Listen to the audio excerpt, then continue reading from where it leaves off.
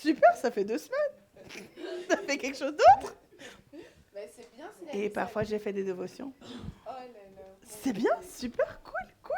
Bon, toutes les réponses que ta dirigeante de jeunes veut savoir.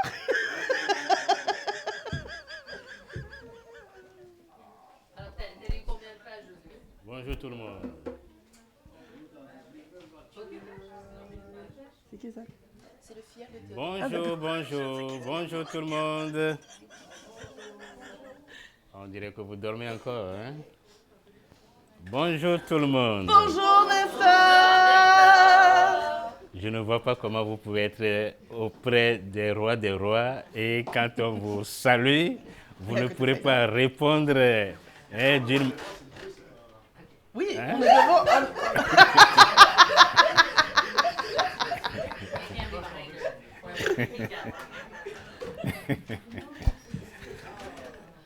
Donc, pour moi, c'est une grande joie toujours d'être dans la maison de Dieu, comme je vous l'ai toujours dit. Et je ne trouve pas un autre lieu qu'un homme pourrait vraiment se sentir mieux. Des gens sont à présent, c'est-à-dire en ce moment présent, il y a certains que vous verrez dans les hôpitaux, des pieds en l'air, des bras par-ci, criant, gémissant, mais vous avez la grâce ce matin d'être ici. Donc,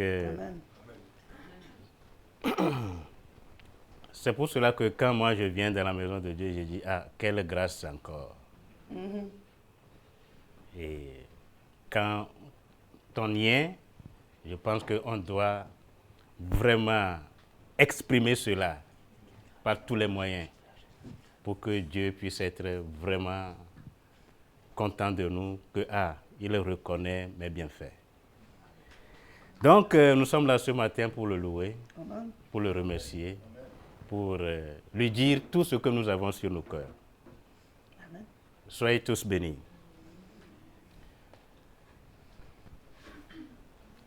Viens, il est temps. Nous allons donc nous mettre debout et nous allons chanter. Viens, il est temps.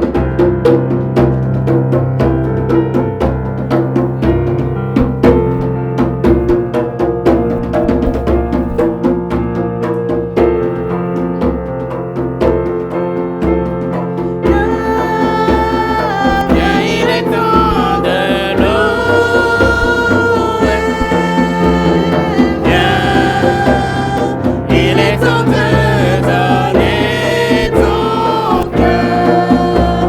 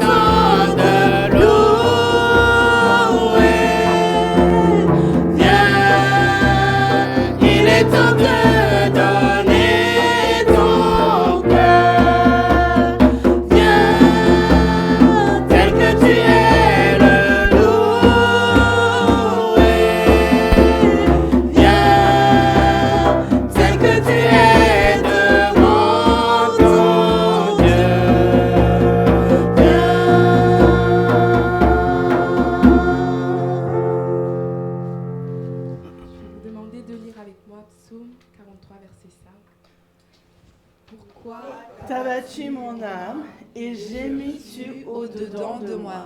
Espère en Dieu, car je le louerai encore. Il est mon salut et mon Dieu. Amen. Tu peux naître de nouveau.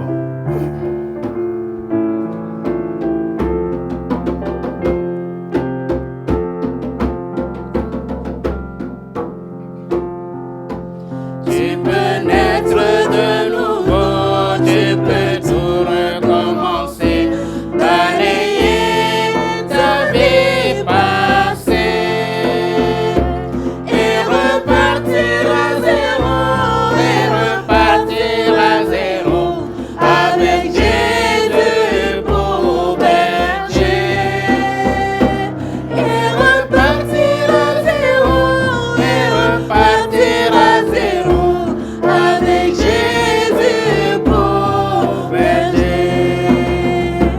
Tu peux boire de cette eau, source de la pureté, source de la vérité. Tu peux boire de cette eau, tu peux boire de cette eau, source de l'éternité.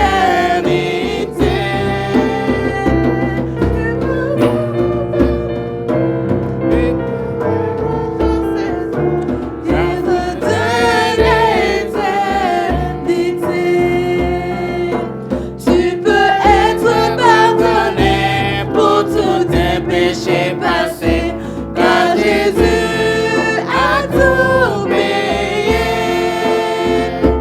Tu peux recevoir la paix, tu peux recevoir la paix, source de la liberté. Il peut recevoir la paix, tu peux recevoir la paix, source de la liberté.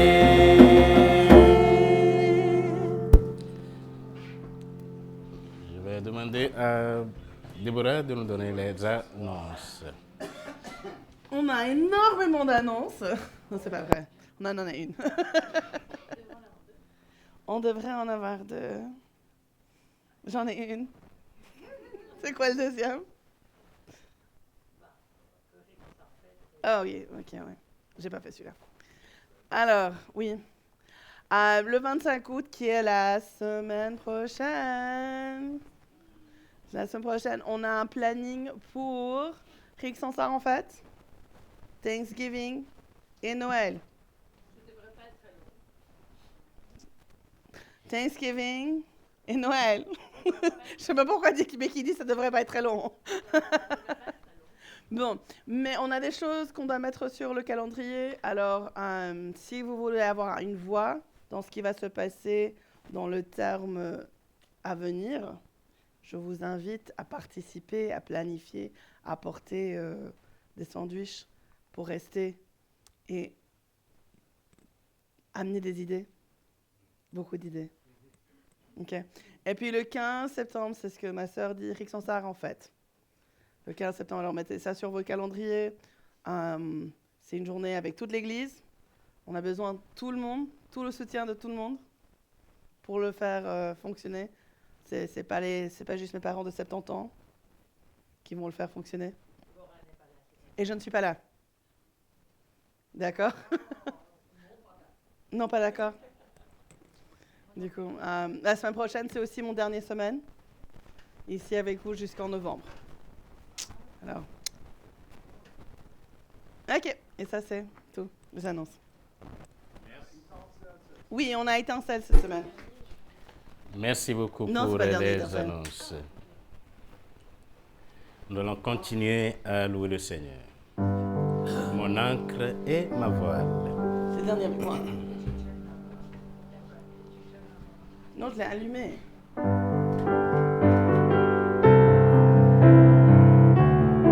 Mon ancre et ma voile. Mon ancre et ma voile. Oui, ça peut arriver. Tout ça, c'est pas la chanson qu'on connaît.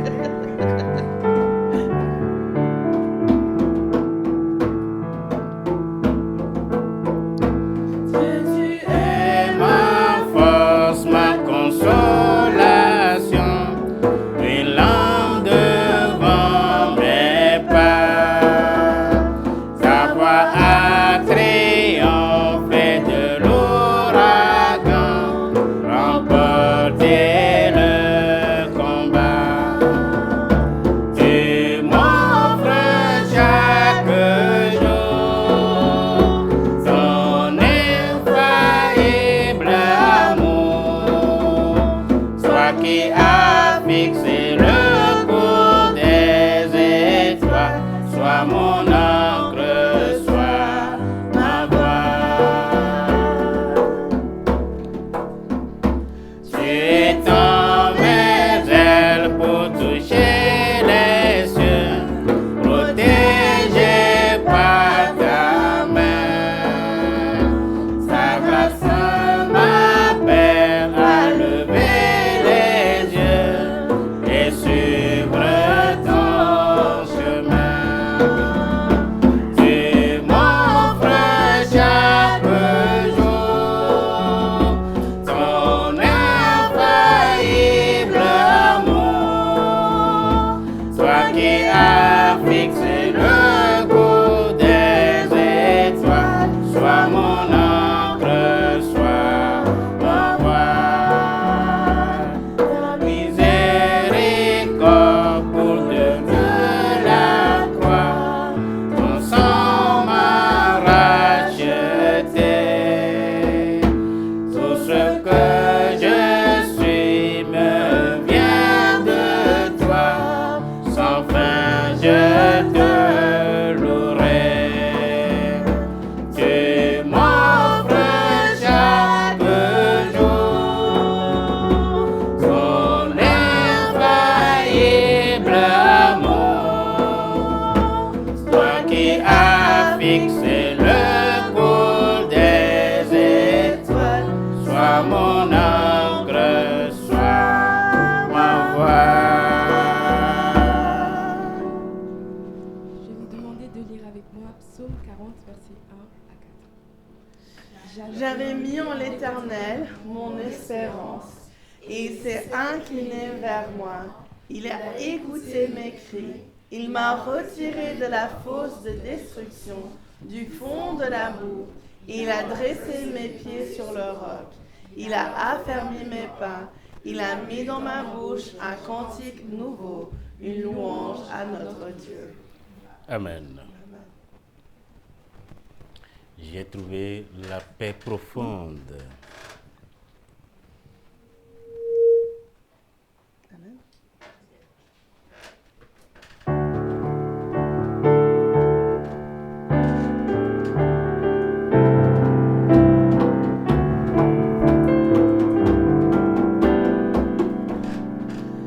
J'ai trouvé la paix profonde, j'ai trouvé le vrai bonheur et la grâce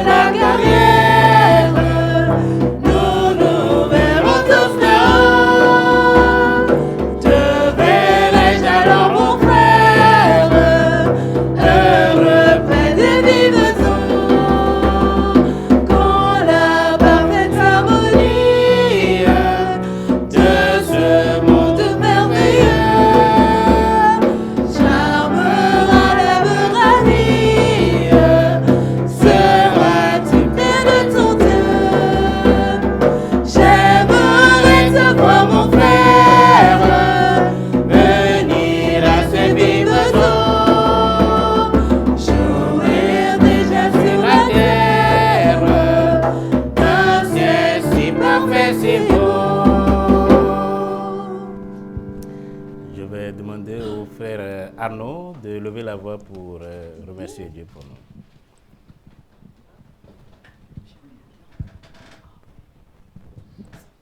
Dieu, merci de nous permettre d'être tous réunis dans ta maison. Merci de nous permettre de trouver la force de venir ici, car c'est ici que nous faisons plein d'énergie et de plein de ta parole, de plein de bons conseils, de bonnes inspirations. Aide-nous à bien commencer la semaine, à propager tes bienfaits, à les faire connaître autour de nous. Amen. Aussi petits soient-ils, des petits grains plantés ici et là, Amen. à l'école, au travail, auprès des amis, auprès de la famille. Un immense merci pour ta bonté, pour ta grâce. Et bénis cette assemblée, Dieu, protège-les. Et j'ai prié au nom de ton Fils Jésus-Christ. Amen. Amen. Oui, mais ça veut dire que les gens sur le live ne comprennent pas pourquoi il y a un blanc. Ah, oui, Moi, j'avance sur vrai. Pas aujourd'hui. C'est pas grave. Bénis Dieu, ô mon âme. La prochaine fois.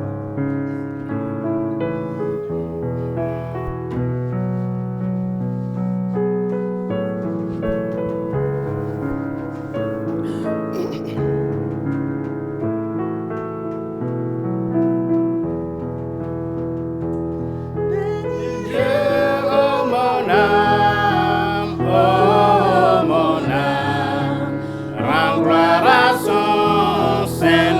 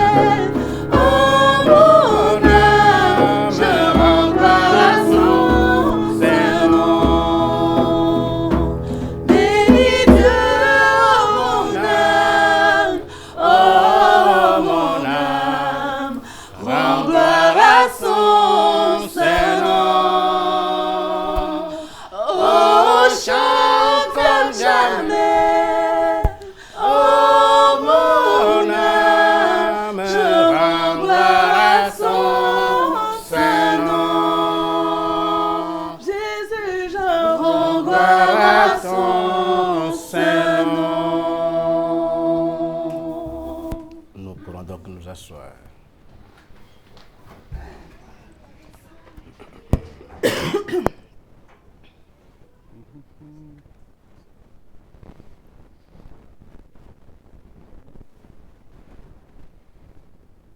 Okay.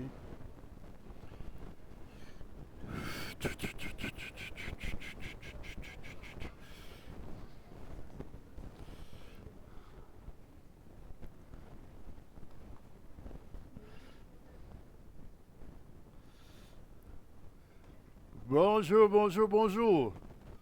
C'est toujours bien d'être dans la maison de Dieu, avec le peuple de Dieu en train de faire les choses de Dieu, n'est-ce pas?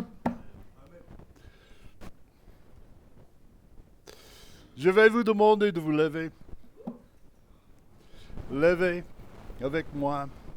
J'aimerais bien que tu tournes à la personne à votre gauche et à votre droite et dire que Dieu vous aime.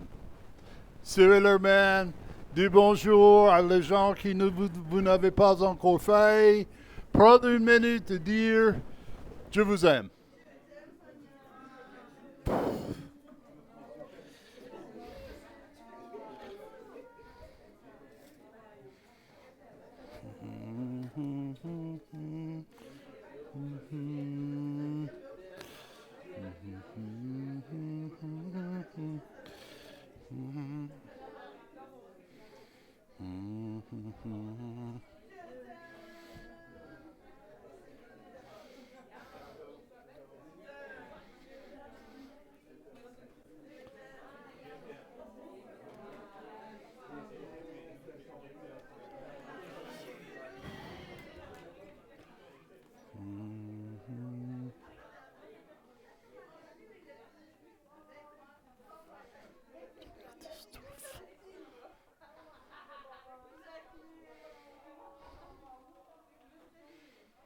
Voilà, ok.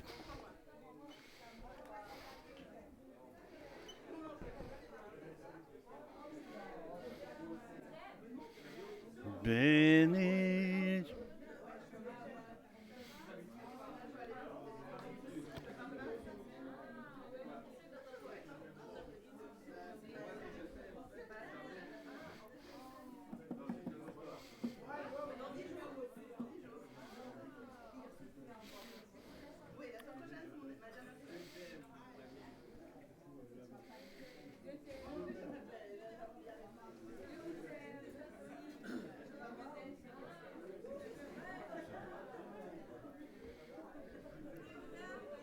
Voilà, voilà, voilà.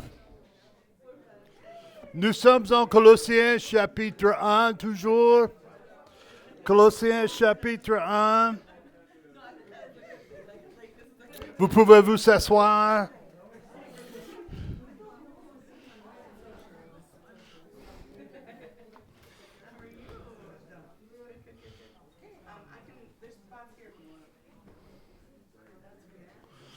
La meilleure place est ici devant.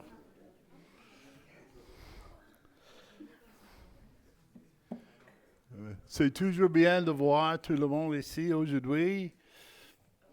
Alors, on a des notes. Il n'y a rien écrit dessus. C'est un morceau de papier. Si vous voulez faire les avions de papier, vous pouvez faire ça. Si vous voulez faire le dessin, vous pouvez faire ça. On va essayer de donner quelque chose pour tout le monde, n'est-ce pas? Colossiens chapitre 1. Colossiens chapitre 1. Nous sommes en train de regarder le livre de Colossiens. C'est une église que Paul n'a pas commencé. En fait, il a rencontré un jeune homme appelé Epaphras. Epaphras a accepté le Seigneur et commencé de évangéliser. Sa foi en Christ est tellement bien. Sa foi en Christ est tellement chaud qu'il a commencé d'évangéliser et il a commencé cette église à Colossie. Il a implanté une autre église à Laodicée et puis une autre à Hierapolis. Et Et autant que nous savons, la seule instruction qu'il a reçue, c'est de Paul. Et c'est une église qui, après, il a commencé, avait un peu de problèmes. Vous savez, quand on est en train de grandir, parfois, il y a les douleurs qu'on a en grandissant, et cela est arrivé à cette église parce que il y avait des autres qui sont venus. Et ils commençaient à dire, bon, c'était bien que vous êtes sauvés. C'est bien que vous êtes sauvés, mais tu sais, il y a plus que ça. Il y a plus que ça. Et si, bon, ceci, c'est ce que tu dois faire d'avoir toute la plénitude de Dieu. Et Paul a pensé à ce moment-là, il devait. Bon, quand je dis Paul, je suis en train de dire qu'il est en train d'écrire sur l'inspiration de le Saint-Esprit pour envoyer une lettre à ces jeunes, à ces gens de grandir, de ne pas détourner de la foi, de la vraie foi, de la vraie chemin. Et nous avons commencé à parler de ça. J'ai posé une petite question. Quels sont les composants de la foi qui sauve? Quel est le composant de la foi qui sauve? En réalité, la foi implique trois choses. La foi qui sauve implique trois choses.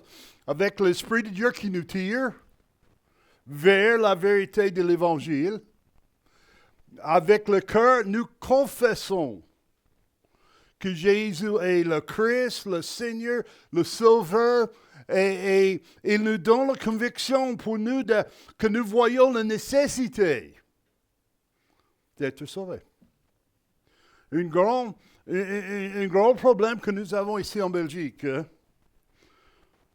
c'est qu'il y a tant de monde qui ne voyaient pas leur besoin d'accepter Jésus-Christ comme leur sauveur personnel. Ils sont assez bien. Ils sont bien dans leur peau. Ils ne sont pas des gens très mauvais, on dit. Alors, ils ne voyaient pas la nécessité de confesser et de repentir et de trouver Jésus-Christ comme leur Seigneur et comme leur Sauveur. Et nous avons parlé de ça la semaine passée. Nous sommes des pécheurs par nature. Ça fait partie de nous. David a parlé du fait que dans le ventre de sa mère, il est formé dans l'iniquité. Alors, Paul a dit ceci. Encore une fois, sous l'influence du Saint-Esprit, il n'y a pas de point de distinction. Il n'y a point de distinction, car tous sont péchés et sont privés de la gloire de Dieu. Ça veut dire que tout le monde,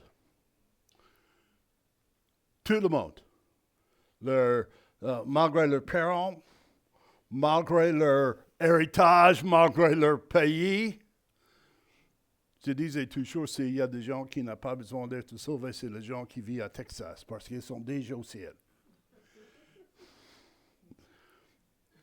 Le reste de vous, ceux qui n'ont pas compris ça, peut-être ce soir, va comprendre ça. Mais, même, je regarde, même les gens de Texas doivent être sauvés aussi. Parce que nous sommes de la même race. Nous sommes des pécheurs devant Dieu. Et le seul espoir que les gens ont, c'est l'espoir qui vient de Jésus-Christ. J'étais en train de parler avec un missionnaire une fois. Et il m'a dit ceci. J'ai essayé de parler de qu'est-ce que ça veut dire d'avoir foi et confiance en Christ. Et il est en train de traduire ceci dans un autre langage. Et quand il a essayé de faire, il n'y a pas une bonne traduction du mot foi. Alors, il a parlé avec les gens pour lesquels il a gagné au Seigneur, a amené au Seigneur. Et un de ces vieux hommes a dit, tu sais, la foi, c'est quand nous mettons toutes nos poids, toutes nos forces sur Jésus-Christ. Sans rien d'autre. Paul, par vertu du Saint-Esprit, a souligné ceci dans et à travers cet épître. Ces nouveaux croyants risquent de détourner de la vérité parce que les autres essayaient de leur faire détourner. Il y avait des faux prophètes qui viennent pour annoncer un autre évangile. Et la question doit être posée. Bon, comment savoir si mon pasteur est un bon prédicateur ou un faux enseignant ou un faux prophète? Comment on peut savoir ça? Première, il y a 2-3 choses. Un faux prophète parlera de lui-même. Il ne parlera pas de la parole de Dieu. Parfois, leurs enseignements sont totalement contraires de la Bible que vous avez dans vos tablettes ou sur vos genoux.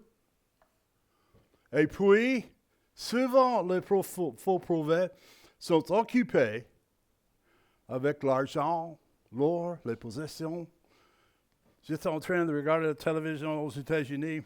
Il y avait un pasteur là qui dit, je commençais de prier cette semaine que Dieu m'a donné un nouvel avion.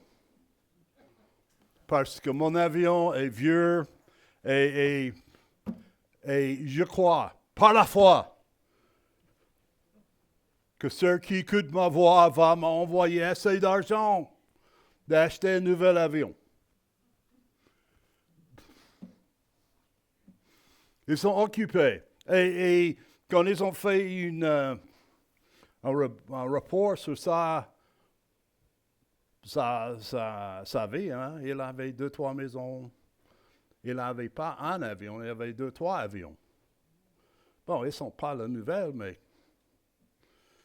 Et il roule dans un Mercedes et dans un Bentley. Bon. On a il s'occupe de les possessions. Un faux prophète aussi essayait de vous culpabiliser. Je ne sais pas si je peux jamais dire ça. Qu'il donne parce que vous vous sentez coupable. J'étais en train de regarder la télévision un soir. Et il y avait un cardinal baptiste. C'est pas une catholique, c'est un cardinal. Il s'appelle lui-même cardinal. Et il est en train de supplier le monde chrétien de nourrir les pauvres en Afrique. Et bon, je dois dire, ça touche mon cœur. Parce que je ne veux pas que les gens meurent de faim. Mais avant que je lui envoie l'argent, je voudrais savoir que si mon argent va à ce qu'ils disent. Et quand je fais un peu de recherche, c'est que 5% de l'argent qui entre pour les pauvres, pour nourrir les gens en Afrique, va pour nourrir les gens en Afrique.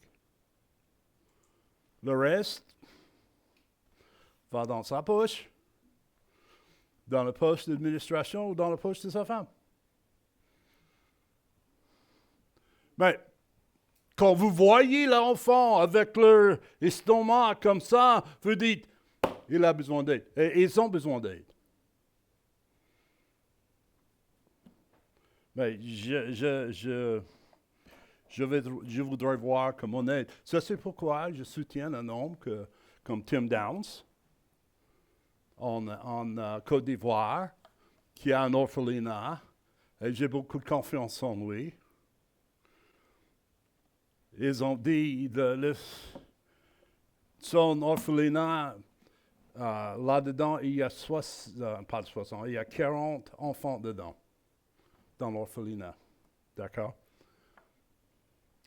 Mais il était là à petit déjeuner un jour. Et il a dit qu'il y avait 68 enfants dans la salle à manger. Et il a demandé qu'est-ce que... Nous avons que 40 qui habitent ici, d'où viennent ces 68? Il a dit, c'est les enfants qui n'ont rien, qui vivent dans le quartier. Et Tim a dit, comment nous pouvons nourrir? Il a dit, on peut toujours trouver quelque chose. On peut toujours trouver quelque chose. Alors, il y a toujours les gens qui essaient de tourner la Bible parce qu'ils ont une révélation spéciale ou une expérience spéciale. Bon, Paul essayait de souligner le fait que nous avons tout ce que nous avons besoin parce que nous sommes un enfant de Dieu et nous sommes en Christ. Je dois dire,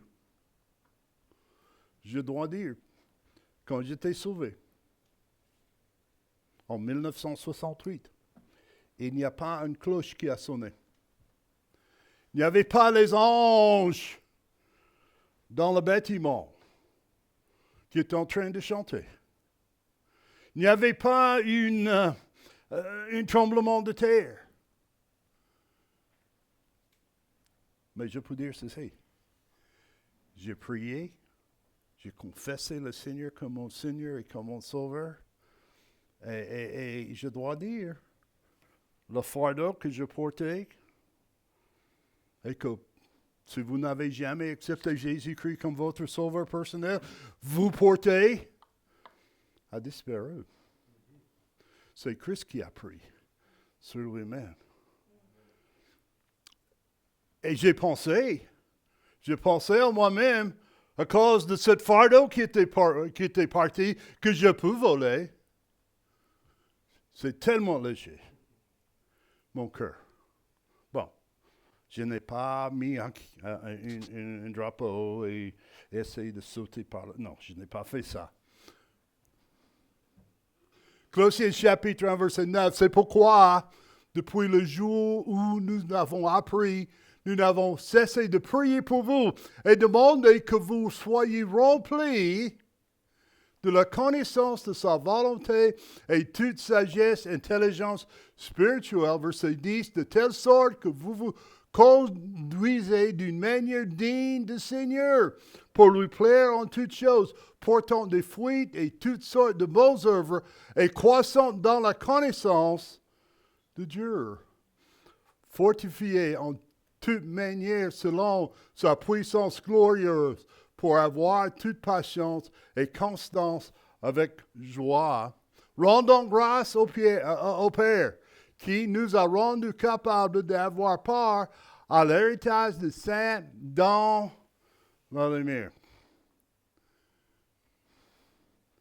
Nous voyons dans toutes ses prières, Paul n'a pas prié pour lui-même. Il a toujours prié. Je n'ai pas cessé d'arrêter de prier pour vous. Ces demandes sont toujours centrées sur les bénédictions spirituelles, pas nécessairement sur les besoins physiques ou matériels. Il a prié. Il a prié pour l'intelligence spirituelle. Pourquoi?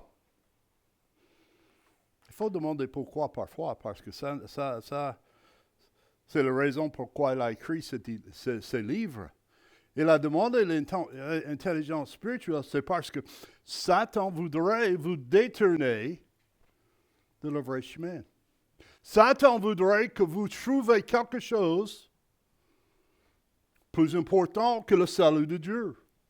Satan voudrait que vous êtes empêchés de vraiment grandir dans votre foi. Si quelqu'un vient dire, ceci c'est une vérité biblique, vous disiez, montre-moi de la parole de Dieu. Paul priait que leur intelligence spirituelle soit agrandie. Alors, les faux enseignants, à cette époque-là pour lui, et même à cette époque-là ici pour nous, qu'on soyait au courant. Et ils poussent de nouvelles doctrines. Comme ma fille Deborah est allée à Saint John's. Il y avait tout un groupe là qui dit, tu dois avoir une bénédiction. Deuxième bénédiction du Saint-Esprit. Et ils sont en train de pousser ça. Dans cette groupe, il y avait un groupe d'évangéliques qui était là dans l'école. Et il dit, bon, et un jour, ils ont fait une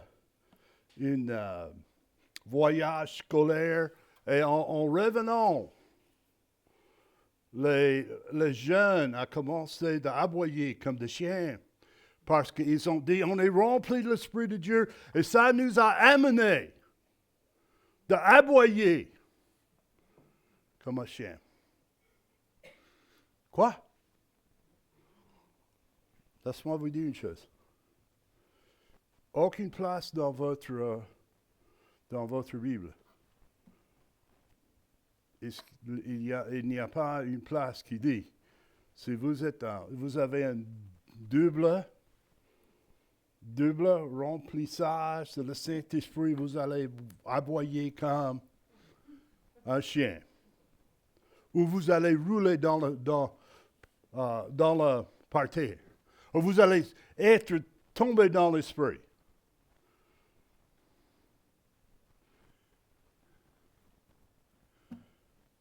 Quand vous lisez ceci, vous voyez Paul a utilisé les mots compréhension, sagesse, connaissance.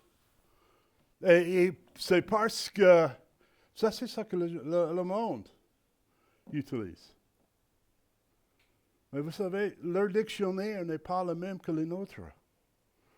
J'étais en train de parler avec un homme une fois et j'ai parlé de la nécessité d'être né de nouveau. Il a dit, oui, nous avons étudié ça dans mon église. Et j'ai dit, oui, explique-moi.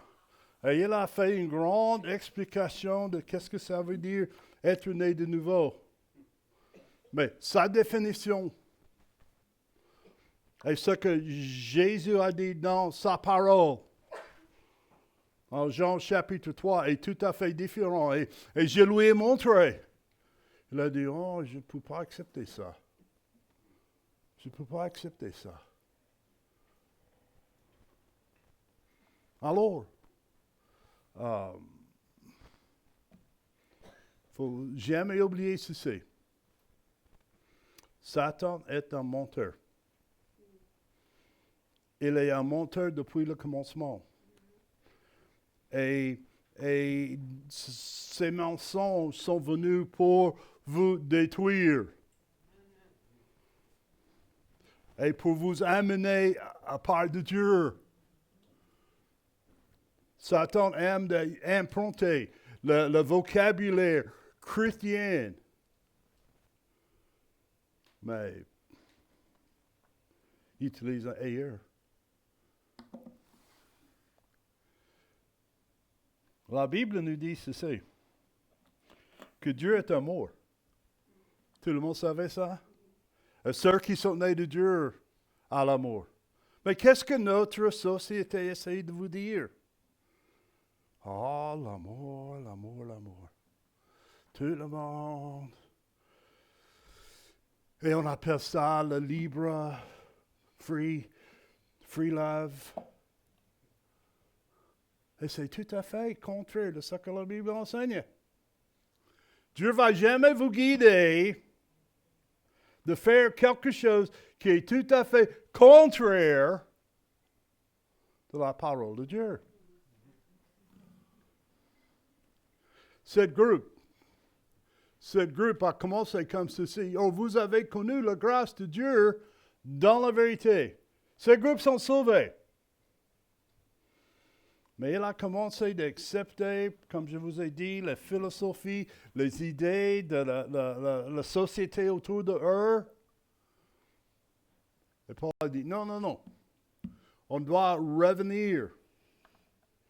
On doit revenir à la vérité. Tu dois grandir dans l'expérience que vous avez déjà eue.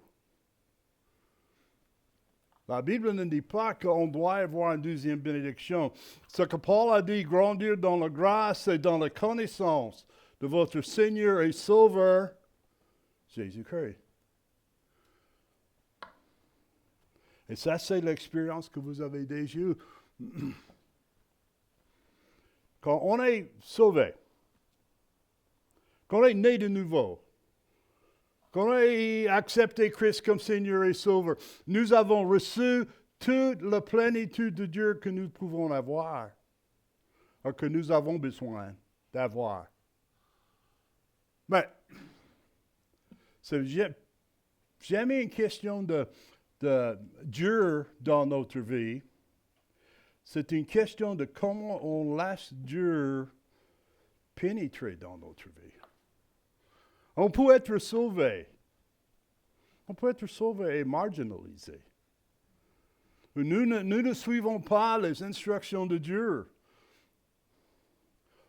Si vous lisez le livre de Corinthe, vous allez trouver que les Corinthiens sont sauvés, mais il y a des problèmes dans cette église.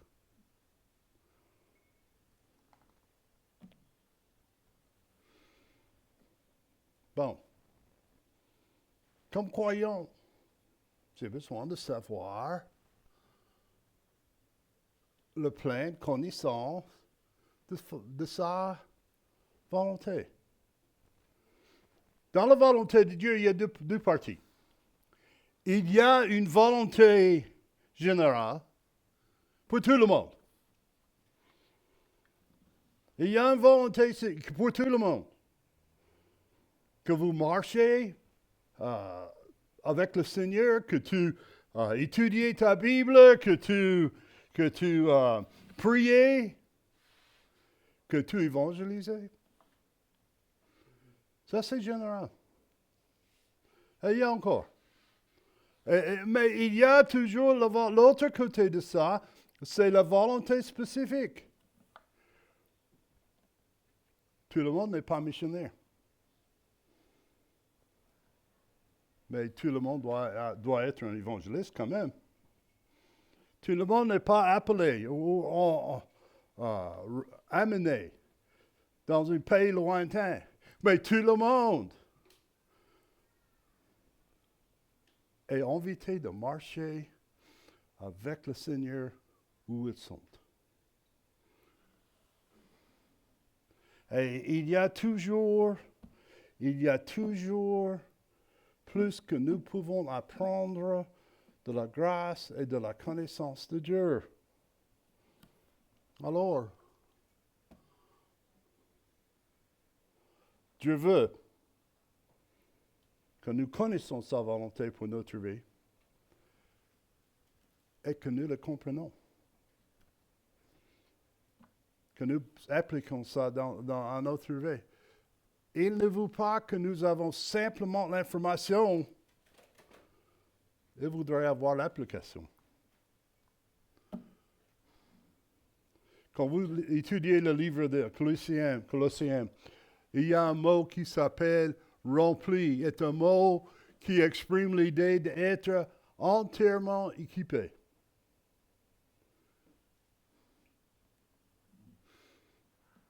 Dans le langage du Nouveau Testament, le mot rempli signifie d'être contrôlé par quelque chose. Et quand nous sommes remplis avec l'Esprit de Dieu, ça dit qu'on est contrôlé par l'Esprit de Dieu. Mais d'être contrôlé par l'Esprit de Dieu, ça dit que on doit vider nous-mêmes afin que Dieu peut le faire.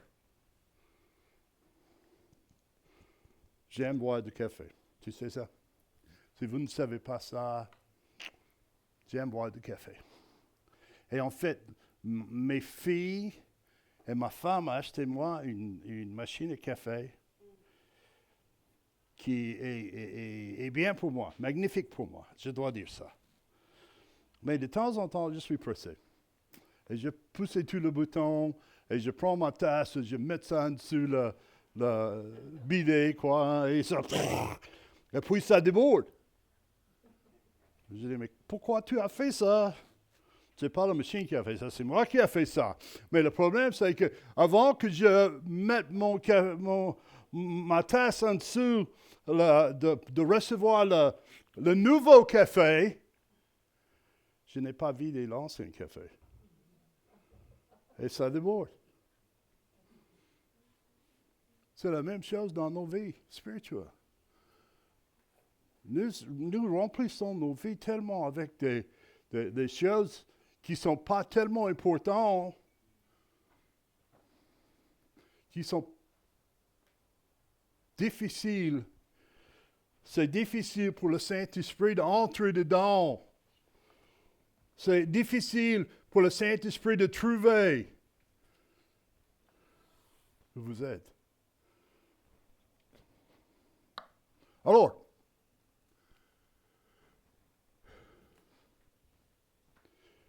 quand nous lisons être rempli de le Saint-Esprit, ça veut dire qu'on est contrôlé par le Saint-Esprit. Les gens, je vois parfois les gens qui disent je suis en train d'être rempli de le Saint-Esprit de Dieu, mais leur conduite et leur langage et leur attitude envers les autres frères et sœurs en Christ est terrible.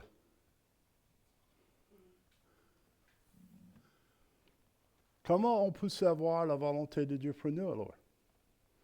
On peut savoir la volonté de Dieu à travers la parole de Dieu. On ne peut pas marcher avec Dieu. On ne peut pas marcher avec Dieu si on n'est pas prêt de marcher dans sa parole. 1 Jean, chapitre 1, verset 7. Si nous marchons dans la lumière comme il est lui-même dans la lumière, nous avons communion avec lui et le sang de Jésus-Christ nous purifie de toute iniquité.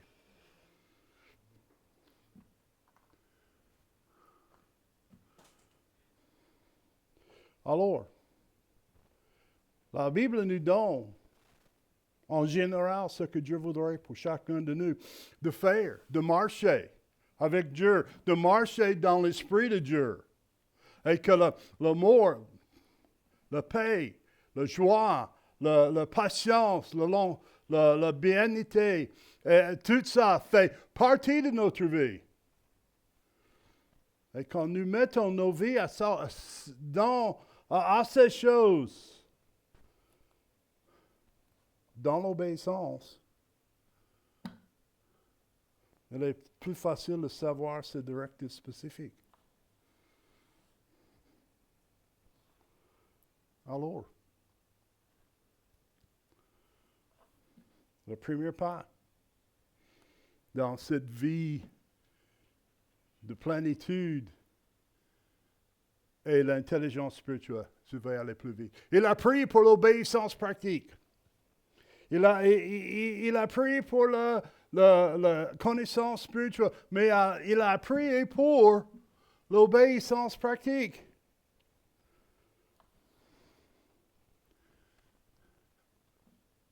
la question qu'on doit poser nous-mêmes, est-ce que nous voulons savoir ce que Dieu a pour nous? Et si, quand Dieu nous dit ce qu'il faut faire, est-ce que nous sommes prêts de la faire? Est-ce que nous sommes prêts de suivre les instructions de Dieu pour notre vie? Souvent, non. Souvent, notre réponse à Dieu, c'est Seigneur, je suis prêt de te suivre autant que ça ne me dérange pas tellement. Autant que ça n'enlève pas ma vie confortable.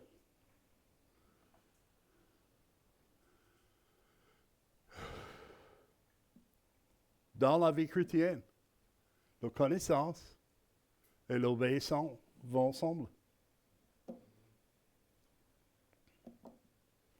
Il y a un passage en Jacques qui dit, si un homme sait de faire ce qui est bien et ne le fait pas, c'est un péché. Alors, pour nous, c'est je ne veux pas savoir ce que Dieu a pour moi, parce que si je sais, je ne veux pas le faire, je serai pécheur. Bon, Dieu voudrait que nous comprenions que la vérité biblique qu'il nous donne à travers sa parole, c'est pour mettre en pratique. Quand il dit de mentir pas, ça ne dit pas qu'il ne faut pas mentir quand ça ne vous dérange pas. Ou que ça vous ne rend pas en blessure. Quand nous grandissons dans sa connaissance, on va grandir dans sa grâce.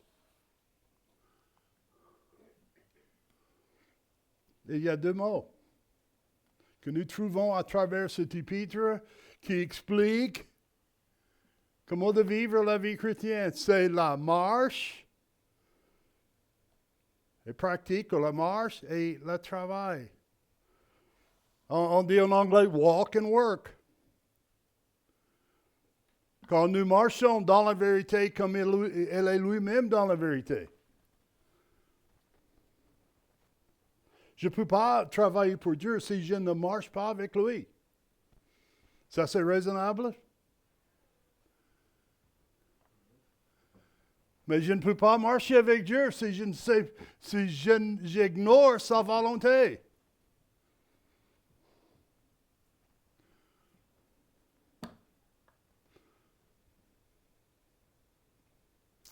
Après tout,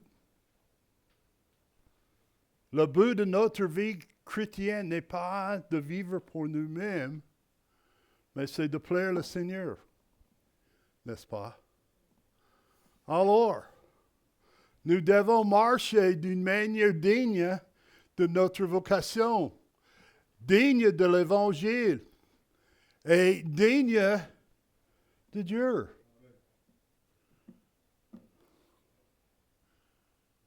Au reste, frères, nous prions donc et nous vous conjurons par le Seigneur Jésus que comme vous avez appris de quelle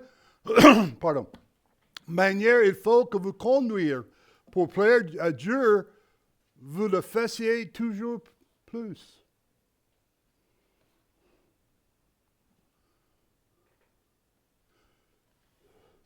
Ce n'est pas nous qui travaillons pour Dieu. De toute façon, c'est Dieu qui travaille à travers nous. Quand nous ouvrons nous-mêmes, et là c'est Dieu travaillant en nous, c'est Dieu qui fait l'effort pour notre part. C'est son Esprit Saint qui touche la vie des autres.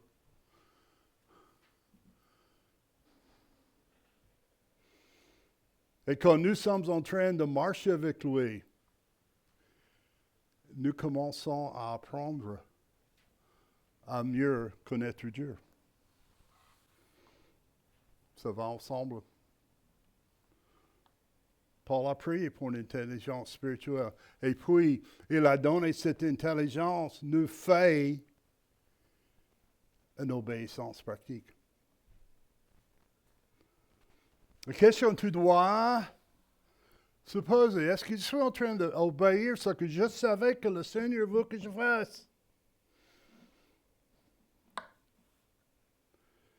Fur et à mesure que vous grandissez dans votre relation avec Dieu, fur et à mesure que vous voyez les autres vérités que Dieu a dans sa parole pour vous guider.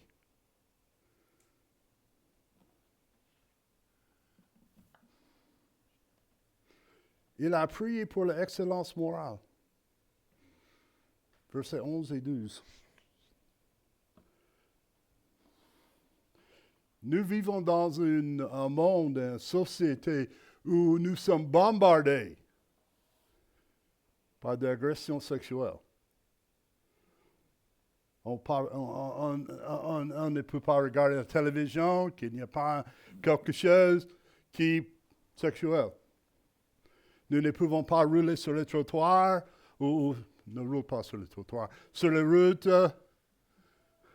où il n'y a pas des panneaux qui parlent de choses sexuelles. Pourquoi? Parce que c'est le piège que Satan utilise pour attraper vous et moi comme les enfants de Dieu. La sagesse et la conduite devraient toujours être liées au caractère moral. Ça veut dire honnête, ça veut dire intègre. Pendant qu'on est au camp, on a parlé de la nécessité pour nos jeunes de rester purs moralement.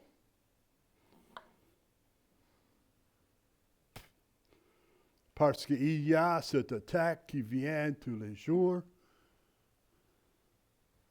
Et un enfant qui essayait d'honorer Dieu et marcher moralement va être peut-être persécuté.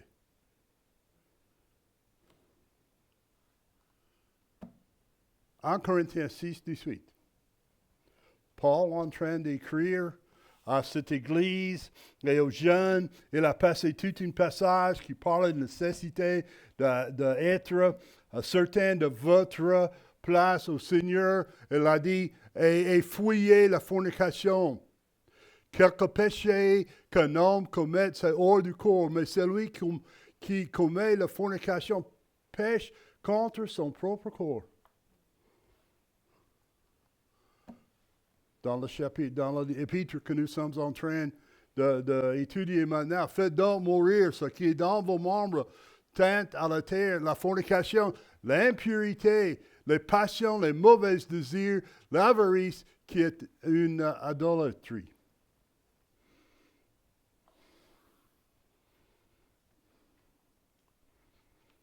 Et nous avons toute une philosophie qui dit, faites-le.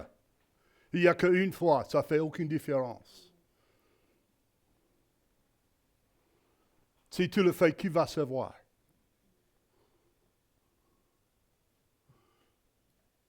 Notre conduite, notre connaissance, notre caractère doivent toujours aller ensemble.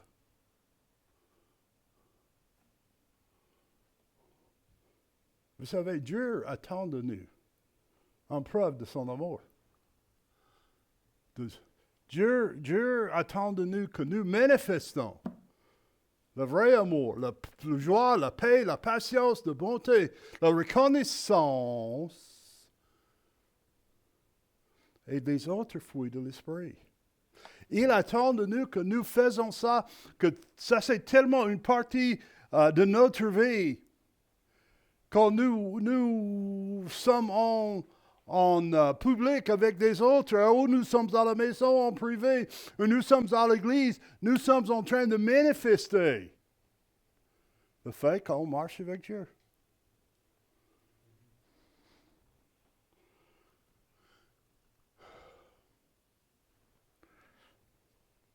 Quand Dieu parle de patience, il parlait pas de simplement laisse les choses arriver à notre vie sans rien faire. Mais c'est comme l'endurance dans des circonstances difficiles. Combien a regardé les Olympiques? Je sais quelques-uns ont fait. Et il y a des autres qui ont regardé qui ne vont pas voter quand même. Vous savez, les choses que vous devez savoir, c'est que ces gens n'est pas arrivé à Paris et chercher une maillot et entrer dans le stade et faire leur course comme ça sans faire l'entraînement. J'étais en train de parler avec Elias l'autre jour. Et le 100 mètres, c'est 100 mètres? Oui, 100 mètres, c'est moins de 10 secondes. Ils ont entraîné des années pour arriver de courir 10 secondes. Ou 20 secondes, c'est le 200 mètres. Et ça, c'est leur...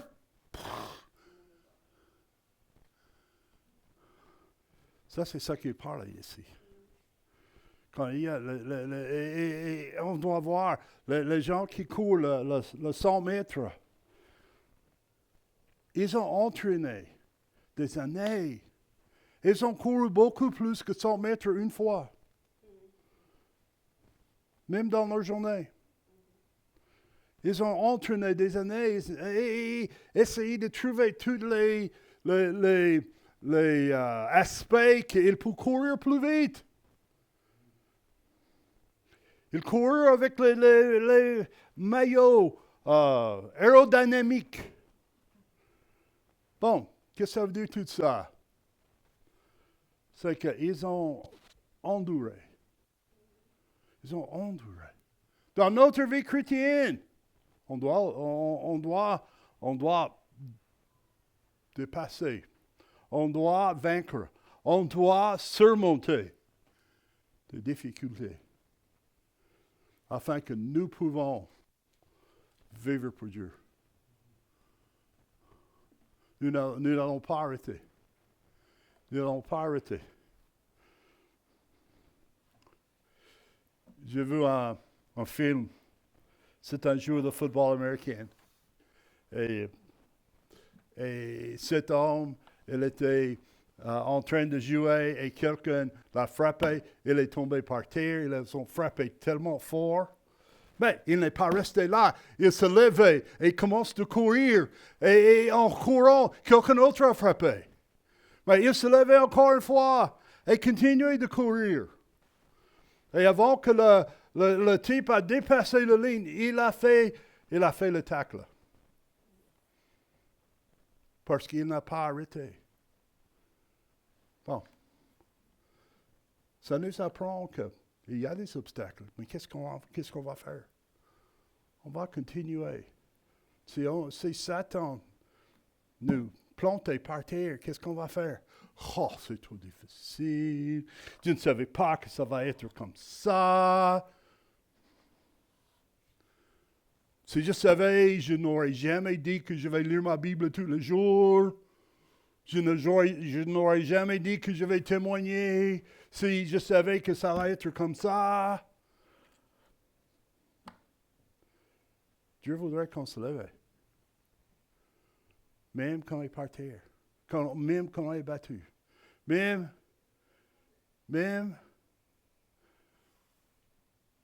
qu'il semble que tout est contre nous. Il y a un passage en Éphésiens chapitre 6 qui parlait de l'armure de Dieu. D'accord?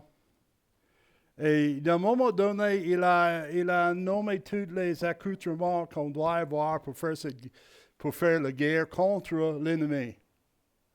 Mais dans ces choses, il a dit, et quand vous avez fait tout,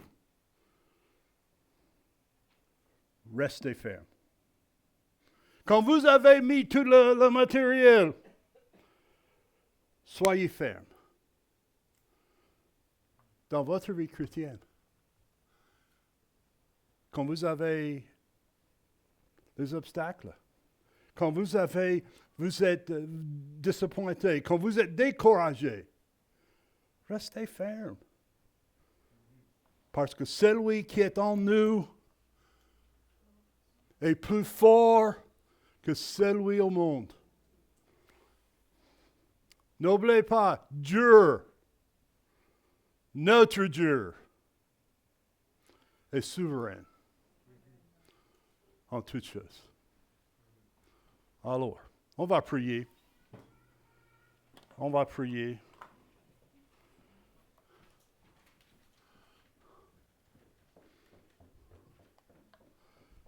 Avec toutes les têtes courbées, tous les yeux fermés, et personne n'est en train de regarder, et vous êtes dans votre espace, solitude, avec Dieu. Et vous êtes en train de prier, Seigneur, qu'est-ce que tu veux que je fasse? Comment veux-tu que je marche avec toi? Est-ce que je te connais comme Seigneur et comme Sauveur? Oh, si tu ne connais pas Dieu comme Seigneur et Sauveur, aujourd'hui c'est le jour. C'est votre jour. Elle est tellement simple.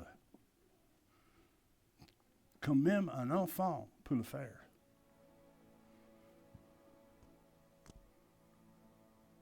Si tu confesses de ta bouche le Seigneur Jésus, si tu crois dans ton cœur que Dieu l'a ressuscité de mort, tu seras sauvé. Ça, c'est Dieu qui a dit ça. Il n'a pas promis les cloches qui vont sonner ou les anges qui vont chanter. Mais il a promis de vous sauver parce que vous venez à lui. Mais si vous êtes un enfant de Dieu, vous savez le Seigneur comme votre Seigneur et comme votre Sauveur. Peut-être vous avez commencé de détourner un peu de la vérité qui est en Christ. Et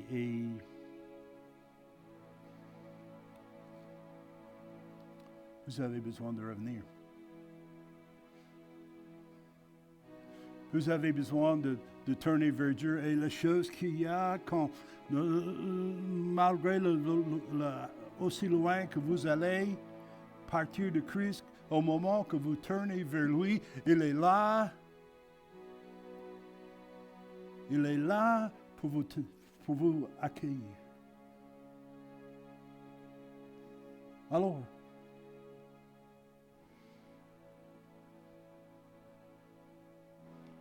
peut-être vous avez besoin de retrouver votre chemin. Vous pouvez faire ça aujourd'hui. Vous dites, je dois faire une présentation, non? Manifestation, non? Dans vos cœurs. Seigneur, je viens à toi. Dans vos cœurs. Seigneur, je viens à toi. Je suis fatigué d'être comme je suis. Peut-être vous êtes misérable. Peut-être vous êtes au bout du rouleau. Peut-être vous cherchez un amour que vous n'avez pas encore trouvé. Laisse-moi vous dire, Jésus-Christ est là. Jésus-Christ est là. Viens à lui. Seigneur, devant toi, on vient.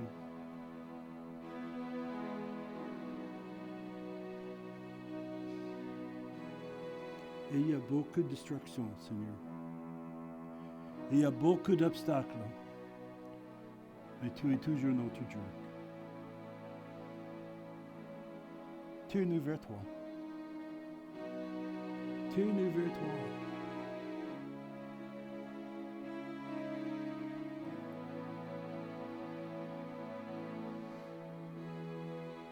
Aidez-nous de confesser. Aidez-nous d'abandonner. Repentir.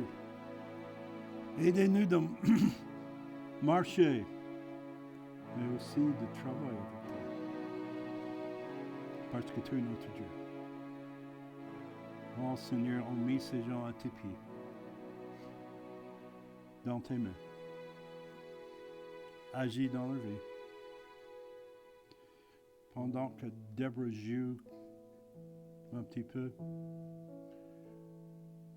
on va vous laisser avoir un temps de méditation, de prière.